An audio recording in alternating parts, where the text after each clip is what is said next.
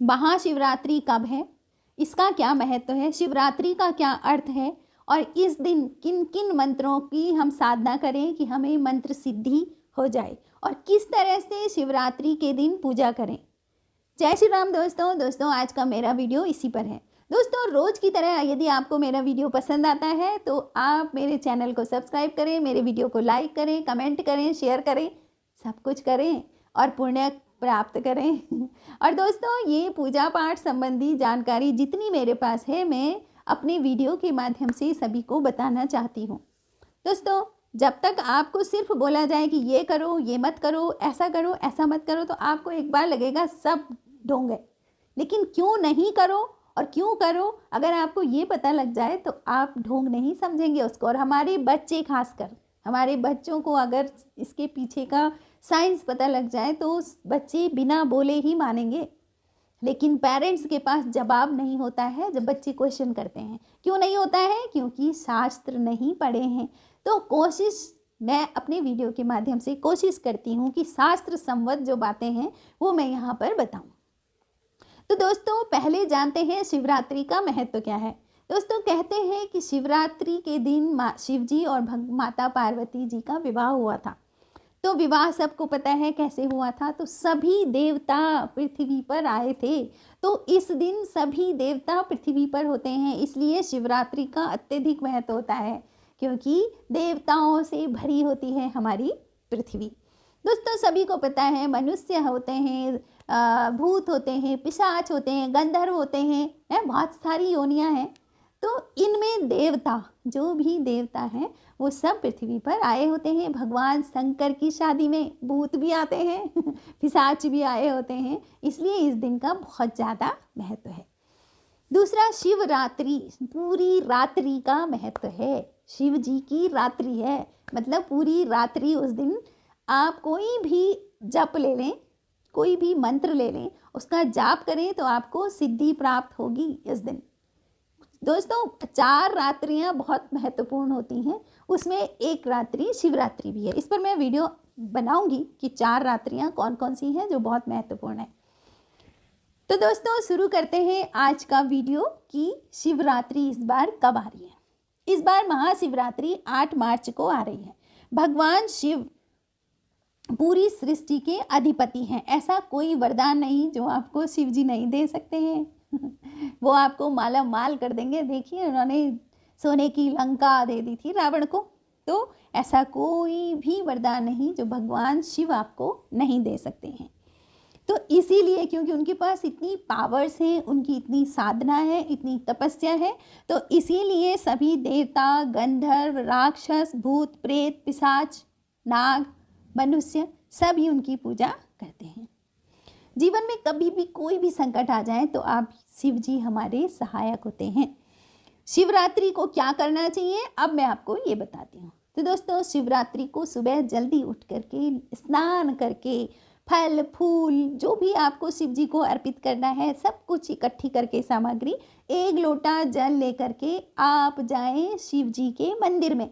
अब शिवरात्रि को इतनी भीड़ होती है कि आप अगर दिन के समय या 8 बजे के बाद जाओगे, 7 बजे के बाद जाओगे, तो आपको बिल्कुल वहाँ फूल पत्र चढ़ाने का भी वो जगह नहीं मिलेगी, इतनी भीड़ रहती है। तो आप अच्छी तरीके से पूजा करना चाहते हैं तो आप अर्ली मॉर्निंग सुबह जल्दी उठें और शिव मंदिर जाएं। बाकी सारे काम छोड़ दें घर के, पहले आप शिव मंदिर। हनुमान जी और शिव जी की पूजा मंदिर में होती है तो जल्दी हमें फल देती है। हनुमान जी का भी, अगर हनुमान चालीसा आप हनुमान जी के मंदिर में जा कर के हनुमान चालीसा का पाठ करते हो तो फल बहुत जल्दी मिलता है। क्यों? हनुमान जी शिव जी का ही रुद्र रूप है। अब आपने वहाँ पर क्या करना है कि पहले शिवलिंग को जल से स्नान कराना है, फिर उसके बाद पंचामृत से स्नान कराना है, फिर जिस गंगा जल से भी स्नान कराना है, जिस चीज़ से आप स्नान कराना चाहते हो आप उनसे स्नान कराएं। देखिए, शिवलिंग भगवान शिव का प्रतीक है और जिस पर वो शिवलिंग टिका हुआ है उसको कहते हैं वेदी, और वो वेदी माता पार्वती का प्रतीक है। माता पार्वती की शक्ति है उसमें वेदी में, और शिवलिंग शिव जी का प्रतीक है। जहाँ से जल का निकास होता है वहाँ पर थोड़ा ऊंचा स्थान होता है, और वह होता है वीरभद्र का स्थान, जहाँ से जल का निकास होता है। आप देख लेना ढंग से शिवलिंग पे, वहाँ पे थोड़ा ऊंचा उठा हुआ जो स्थान होता है वो वीरभद्र जी का होता है। जहाँ पर पानी गिरता है, जलधारा जहाँ पर गिरती है, वह भगवान शिव की पुत्री का स्थान होता है। शिवलिंग के दाएं और बाएं भगवान गणेश तथा कार्तिकेय जी का स्थान होता है। एक दाएं और बाएं तरफ दोनों भगवान गणेश और भगवान कार्तिकेय जी का स्थान होता है। तो जब आप शिव जी को स्नान करा रहे होते हैं तो आप पूरे शिव परिवार को स्नान करा रहे होते हैं। तो आप एक साथ कितने देवताओं को स्नान करा रहे हो ये आपको पता ही नहीं होता है। आप तो सिर्फ शिवलिंग को जल चढ़ा रहे हो, लेकिन आप उस कर्म में, उस कार्य में आप कितने देवताओं को स्नान करा रहे हैं। पूरा शिव परिवार ही समझ लो, आपको पूरे शिव परिवार को आप स्नान करा रहे हो। दोस्तों, शिव परिवार को सब लोग अपने घर में रखते हैं क्योंकि शिव जी ही ऐसे हैं जिनका पूरा परिवार है है ना। तो उनके पूरे परिवार की पूजा की जाती है। तो जब आप गंगा जल शिवलिंग पर चढ़ा रहे होते हैं तो आप पूरे शिव परिवार को स्नान करा रहे होते हैं। उसके बाद क्या करें, उसके बाद आप पंचामृत से शिवलिंग को स्नान कराएं, फिर गंगा जल से फिर से अभिषेक करें, फिर तिलक करें, चंदन लगाएं, बेलपत्र, धतूरा, भांग जो जो उपलब्ध हो वो सब वहाँ पर चढ़ाएं। फिर जो अत्यधिक महत्वपूर्ण काम है कि आप वहाँ पर बैठ करके मंत्र का जाप करें। हम लोग क्या करते हैं, फटाफट ये करा वो करा, ये चढ़ाया और सब ओम नमः शिवाय करके बाहर निकल आते हैं। आप वहाँ पर एक कोने में कोई जगह देखें, मंदिर के भीतर भी नहीं मिल रही, थोड़ा बाहर निकल जाएं, वहाँ पर आप एक आसन अपना लगाएं, आप बैठ जाएं और वहाँ पर आप मंत्र का जाप करें। मंत्र जाप अगर शिवरात्रि के दिन आप शिवलिंग के सामने बैठ करके आप मंत्र जाप करते हैं तो आपका मंत्र सिद्ध होता है। अब मंत्र सिद्ध हो गया तो समझ लो आप भी सिद्ध हो गए। जो जो आपकी इच्छा करते जाओगे भगवान आपकी इच्छा पूरी करते जाते हैं। ऐसा होता है, सिद्धि प्राप्त होती है जब। तो भगवान विशेष, मतलब आप उन लोगों में आ जाओगे जो विशेष लोग भगवान के भक्त होते हैं, उनमें आप आ जाओगे। दोस्तों, इस पर एक कहानी है। एक भील था, वह बेल के वृक्ष पर बैठ करके बेल के पत्तों को काट रहा था, मतलब उसकी टहनियों को काट रहा था। कुछ नहीं पता था उसको, बस वो काटता जा रहा था। किस्मत की बात थी कि नीचे, उस वृक्ष के नीचे शिवलिंग था। तो जैसे जैसे वो टहनियाँ कट रही थी वो सारी टहनियाँ शिवलिंग के ऊपर गिर रही थी। तो भगवान शिव ने उसको अपनी पूजा मान लिया कि इसने मुझे शिवलिंग अर्पित किए हैं। बस इतना सा करने पर भगवान शिव ने उसको पूजा मान ली और उसको सद्गति प्रदान कर दी। उसके बाद उसको मोक्ष की प्राप्ति हुई। तो सोच लो, जब अनजाने में किया हुआ कर्म वही भगवान शिव ने अपनी पूजा मान ली, तो फिर जब आप भाव से, प्रेम से शिव जी की पूजा करेंगे तो क्या उसको अपना नहीं मानेंगे उसको तो और भी जल्दी वो अपना मानेंगे। तो इस तरह से शिव जी की पूजा करें। दोस्तों, शिवरात्रि, रात्रि का अत्यधिक महत्व है। शिवरात्रि बोला जाता है।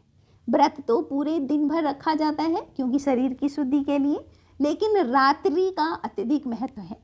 अब क्यों महत्व है ये मैंने आपको बताया था कि उस दिन सभी देवता धरती पर आते हैं। शिव जी का विवाह हुआ था उस दिन, इसलिए उसका बहुत महत्व है। दोस्तों, प्रदोष काल शिव की पूजा के लिए सबसे अच्छा समय होता है, प्रदोष काल। और मैंने कहा शिवरात्रि में 4 पहर होते हैं। तो पहला पहर होता है 6 बजे से 9 बजे का पहला पहर, 9 से 12 का दूसरा पहर, 12 से 3 बजे का तीसरा पहर होता है रात्रि का, और 3 बजे से 6 बजे तक चौथा पहर होता है, और 6 बजे से दोपहर तक शिवरात्रि व्रत के पारण का समय होता है। ये हो गया शिवरात्रि का किस तरह से व्रत करें और क्या समय है और कैसे उसका पारण करें। दूसरी बात, प्रदोष काल जो शिव जी का होता है, अब उसको भी जानते हैं कि किस काल को प्रदोष काल कहते हैं। तो दोस्तों, सूर्यास्त से 45 मिनट पहले का समय, सूर्यास्त से 45 मिनट बाद का जो समय होता है उस काल को कहते हैं प्रदोष काल, जो कि शिव और माता पार्वती का अत्यधिक प्रिय काल है, प्रिय समय है वो। प्रदोष काल में शिव तथा माता पार्वती का विवाह हुआ था, इसीलिए वो काल शिव जी की पूजा के लिए सबसे बेस्ट काल है, समझ लो वो समय प्रदोष का समय। तो आप प्रदोष काल में भगवान शिव की पूजा करें, शिव जी के भजन करें, खूब कीर्तन करें शाम को। तो ये सब आपको शिवरात्रि के दिन करना है। अब मैंने आपको बताया था कि शिवरात्रि को 4 पहर होते हैं। उन चारों पहर में आप अलग अलग मंत्रों का भी जाप कर सकते हैं, और आप किसी एक मंत्र का, कोई भी मंत्र है, चाहे वो मंत्र राम का ही मंत्र आपको मिला है गुरु से, आप उस दिन उस मंत्र को भी सिद्ध कर सकते हो। तो उसमें मैं आपको 4 मंत्र बताती हूँ। चाहे तो आप अलग अलग पहर में अलग अलग मंत्र को सिद्ध करें, या फिर पूरे पहर में आप एक ही मंत्र को सिद्ध कर सकते हैं। तो इसमें पहला शिव का मंत्र है ओम नमः शिवाय, जो कि बहुत ही अच्छा पंचाक्षरी मंत्र है, और इस पे आपको ज़्यादा कुछ ऐसी मेहनत करने की भी ज़रूरत नहीं है, और इसका जप भी बहुत आसानी से हो जाता है, आप कभी भूलोगे भी नहीं। तो ओम नमः शिवाय, ओम नमः शिवाय। अगला मंत्र है ओम तत्पुरुषाय विद्महे महादेवाय धीमहि तन्नो शिव प्रचोदयात्। ये भी शिव जी का एक मंत्र है, ओम तत्पुरुषाय विद्महे महादेवाय धीमहि तन्नो शिव प्रचोदयात्। या फिर तीसरा एक मंत्र है श्री शाम्ब शिवाय नमः, ये भी एक मंत्र है। और एक चौथा मंत्र है श्री शिवाय नमस्तुभ्यम, ये भी मंत्र है, बहुत छोटा मंत्र है, श्री शिवाय नमस्तुभ्यम। तो आप या तो चारों पहर में हर एक मंत्र का अलग अलग जाप करें, या फिर एक ही मंत्र ले लें, उसी को चारों पहर में मंत्र का जाप करें, तो आपका मंत्र सिद्ध हो जाएगा। तो दोस्तों, इस तरह से 8 मार्च को आ रही है महाशिवरात्रि, और उस दिन इस तरीके से भगवान शिव की पूजा करें। दोस्तों, अगर आपको मेरा वीडियो पसंद आता है तो मेरे वीडियो को लाइक करें और कमेंट में जय श्री राम लिखें। Thank you for watching.